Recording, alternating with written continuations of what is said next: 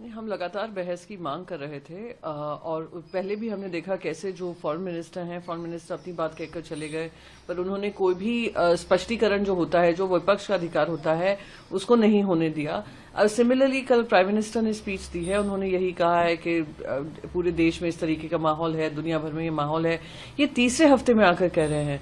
अगर प्रधानमंत्री पहले ही हफ्ते में देश को बताते कि क्या कारण था कि आप इजरायल गए थे युद्ध छिड़ने से 2 दिन पहले, क्या कारण था कि हमने जब उनके ईरान की सुप्रीम लीडर की डेथ हुई, हमें 3 दिन लगे कि ऑफिशियली हम उनका कंडोलेंस व्यक्त कर सकें, जबकि शिया कम्युनिटी 4th लार्जेस्ट अगर शिया कम्युनिटी कहीं रहती है तो हमारे देश में रहती है।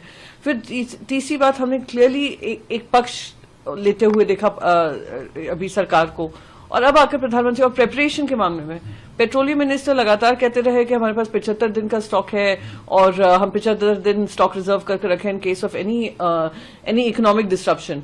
पर जब सही देखा हमने तो किस तरीके की शॉर्टेज है वो भी सामने आ रही है, लोगों को इतना दिक्कतों का सामना करना पड़ रहा है।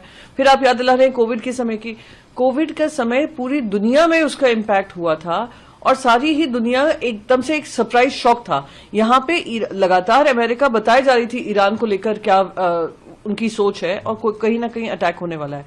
तो हम चाहते थे डिस्कशन हो, विपक्ष भी अपनी बात रख सके, पर वो नहीं हुआ। पर क्योंकि ये तीसरे हफ्ते तक युद्ध चला गया है और कोई खत्म होने का नाम नहीं ले रहा है, तो इट वॉज इम्पोर्टेंट कि प्राइम मिनिस्टर आकर क्लैरिफिकेशन देते। वो उन्होंने कल सदन में रखा है बात। आम आदमी नियोजक अरविंद केजरीवाल ने कहा, मोदी जी 2026 तक प्रधानमंत्री नहीं रहेंगे। अब मोदी जी और अमित शाह बाहर होने वाले हैं, उनका साम्राज्य खत्म होने वाला है। जिस तरीके से लोगों के मन में एक आक्रोश है ये व्यवस्था को लेकर, एलपीजी को लेकर, शॉर्टेज, गैस सप्लाई के शॉर्टेज को लेकर, और जैसे ही पहले हफ्ते में ये युद्ध छिड़ा था, पहले ही हफ्ते में सबका दाम बढ़ा दिया था।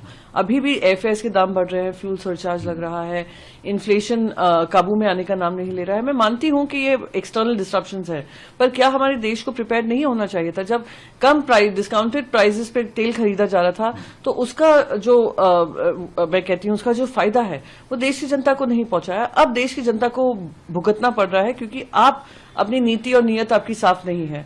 तो इसलिए एक जो आक्रोश है, आक्रोश एक मोमेंटम बन सकता है, जिसके बारे में मैं मानती हूं कि अरविंद केजरीवाल जी कह रहे हैं कि 2026 से उनका काउंटडाउन शुरू है। 2029 तक जब चुनाव होंगे तो जनता उनको बाहर का रास्ता दिखाएगी।